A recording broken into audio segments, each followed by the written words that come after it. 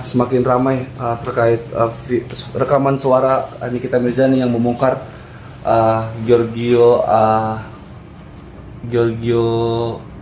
Antonio yang memiliki hutang sama Kaniki 200 juta. Ini mungkin Pak Andi sendiri sudah konfirmasi atau seperti apa nih? Baik, teman-teman media ya. Ya, seperti apa yang saya sampaikan di awal ya. Di awal itu saya sampaikan bahwa benar bahwa itu ada cuitan itu melalui admin.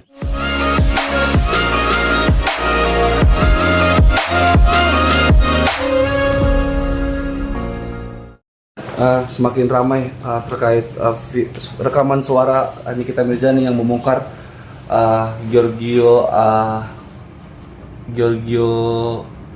Antonio yang memiliki hutang sama Kaniki 200 juta. Ini mungkin Pak Andi sendiri sudah konfirmasi atau seperti apa nih?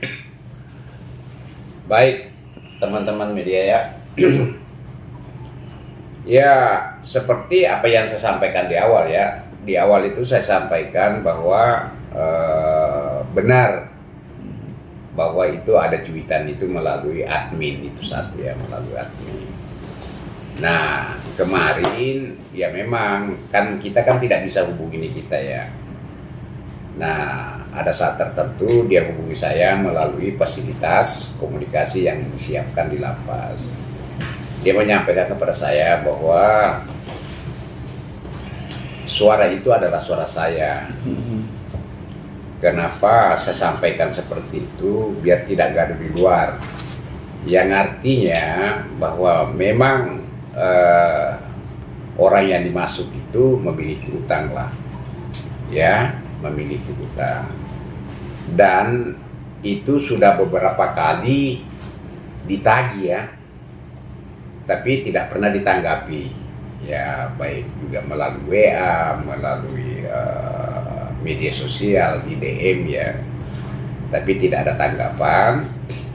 Oleh karena itu katanya dengan terpaksa ya sudah kita tagih online seperti itu ya. Oke, Andi, ini kan juga ada foto yang tersebar viral ya, entah di tahun 2019 atau tahun 2021 gitu. Nikita itu dan Giorgio ini dalam satu acara. Banyak yang mempertanyakan kenapa nggak nagih di situ aja kan Niki? Kenapa harus baru sekarang mengeluarkan suara seperti itu, suara voice itu, Pandi? Gitu. Oke, pertanyaannya kenapa nggak ditagih pada saat itu? Kenapa pada saat itu kan bertemu gitu? Kenapa baru sekarang? Baru sekarang ditagih dan mengeluarkan gitu ya, voice itu ya. Nah sekarang dibalik pertanyaannya, ada nggak yang tahu bahwa pada saat itu tidak ditagih? Kan begitu ya? Ya kan tadi kan di awal sudah dibilang bahwa di kita itu sudah berulang kali menagih, ya kan? Artinya ada kemungkinan jauh sebelum itu juga sudah ditagih, dan ada juga kemungkinan di sana pada saat tertemu juga ditagih. Nah kecuali ada bukti bahwa oh saya di sana kok nggak ditagih-tagih kira-kira gitu ya. Jadi seperti itu. Saya pikir bahwa tetap saya sampaikan bahwa hal itu sudah ditagih. Ya, masalah menagihnya itu kapan kita tidak tahu. Apakah sebelum tahun 2021? Kan itu kan persoalan ini sudah lama sekali ya. Kira-kira kurang lebih di tahun 2017 kalau kita mendengar voice note yang ada itu. Ya, jadi kalau itu pertanyaannya bahwa kenapa tidak ditagih, nah sekarang ditanya balik. Memang ada bukti tidak ditagih pada saat itu, kira-kira gitu ya. Mandi, ini kan dampak dari pemberitaan ini kan pihak Zio merasa dirugikan ya, kabarnya seperti itu, dan akan melaporkan akunnya Nikita tersebut Bang, karena masalah pencemaran nama baik, masalah itu dia pernah masuk penjara tidak ada bukti. Dari pihak Niki gimana Bang ketika mau dilaporkan itu? Saya kan kemarin sudah saya bilang bahwa Niki itu sebenarnya bukan orang gegabah ya, artinya apa yang dia lakukan sudah tahu konsekuensi hukumnya. Ya tentu tidak dilakukan ketika itu menimbulkan sebab akibat untuk dirinya. ya kan, karena dia sudah tahu bahwa ketika kita melakukan fitnah melalui media sosial, ya tentu kan sudah dihadang dengan pasal 27A ya Undang-Undang ITE, namanya pencemaran nama baik. Ya kalau dia sudah tahu, tidak mungkin dia lakukan itu. Faktanya bahwa itu memang pernah ada peristiwa itu. Nah kedua, ketika banyak orang saya lihat mana buktinya kira-kira gitu ya. Nah ya perlu saya sampaikan, namanya alat bukti itu tidak boleh sembarangan, harus disimpan baik, terkecuali nanti kalau dalam proses hukum maka ditunjukkanlah alat bukti itu. Karena pernah suatu kejadian bahwa suatu alat bukti itu setelah viral dan lain sebagainya, hakim tidak lagi mempertimbangkan karena menurutnya bahwa ini alat bukti ini sudah tercemar, tidak bisa lagi dijadikan alat bukti sebagaimana mestinya sebagai alat bukti, ya, yang biasa kita dengar bahwa alat bukti itu harus lebih terang daripada cahaya, seperti itu ya. Nah, kalau ada yang minta mana alat buktinya, ya memangnya lu siapa minta alat bukti, ya kan? Saya tidak percaya. Nah, kalau Anda tidak percaya silakan. Kalau itu dianggap fitnah, silakan buat LP. Kan selesai itu. Dan tidak ada persoalan saya pikir. Jadi, teman-teman di luar sana, jangan minta mana buktinya. Itu hoax dan lain sebagainya. Ya, tidak perlu. Tidak mungkin nih kita memberikan bukti kepada Anda. Pertanyaannya, Anda siapa? Kecuali Anda penegak hukum. Ya, atau yang bersangkutan tadi yang merasa difitnah boleh kalau dia menyelesaikan secara musyawarah, ini loh buktinya, kira-kira gitu. Tapi bukti itu tidak boleh kita sebarkan, ya, karena itu ada namanya alat bukti itu adalah suatu rahasia yang harus benar-benar jaga.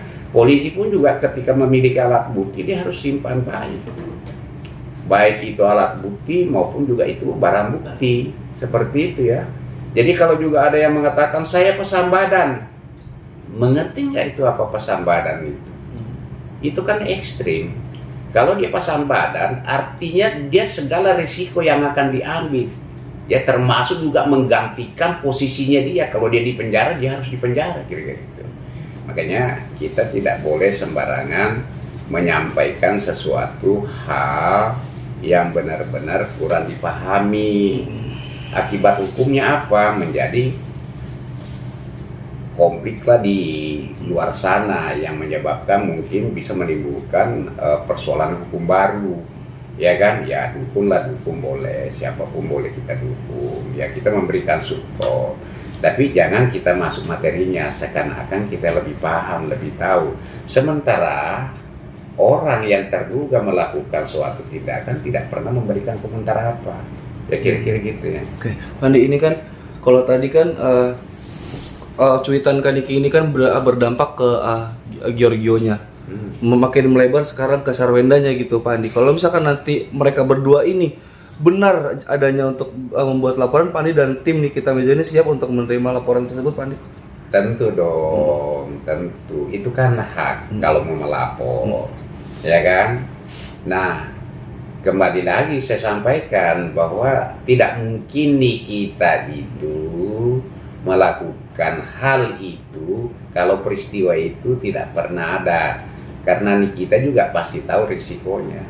Dan kedua, kami ini pengacara tidak pernah membela suatu kesalahan, ya kan? Tentu kami juga kalau ada laporan ya kita hadapi ya dengan mempertahankan atau memperjuangkan hak-hak klien ya, seperti itu.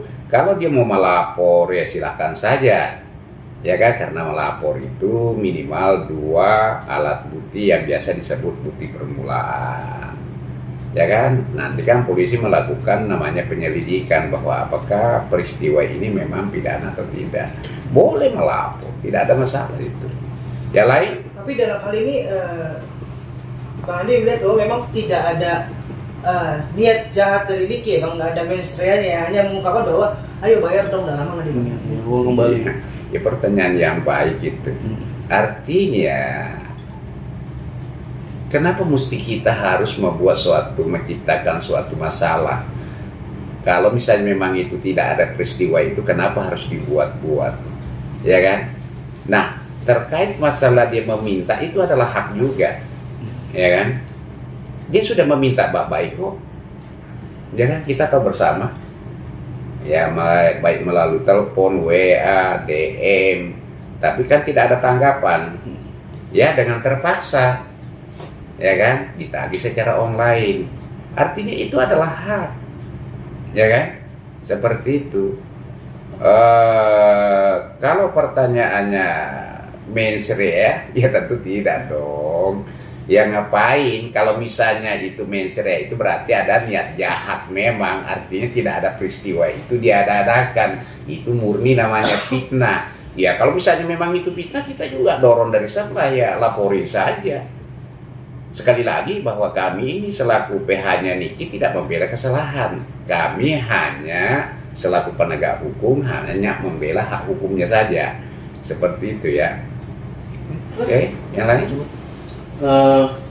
Apa hukumnya menagih utang di depan umum di medsos itu dalam hukum? Tidak ada masalah.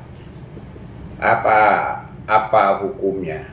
Ya kan, namanya kalau kita menagih boleh-boleh saja kita menagih, ya kan, melalui medsos juga tidak ada masalah, terkecuali kalau itu adalah fitnah, ya kan, fitnah, mengada-ngada, mencemarkan nama baik. Tapi kalau faktanya ada, ya kan, dapat dibuktikan, misalnya, lah kenapa Anda menagihnya melalui ini? Loh, terus saya harus bagaimana dong? Kan itu hak saya harus perjuangkan. Ya kan? Saya sudah telepon, saya sudah WA, saya sudah DM, tapi tidak pernah ditanggapi. Ya mau seperti itu.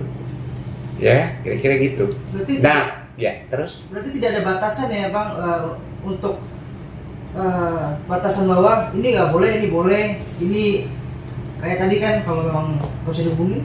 Iya. Jadi kalau kita menagih secara online itu intinya sepanjang itu bukanlah suatu perbuatan delik.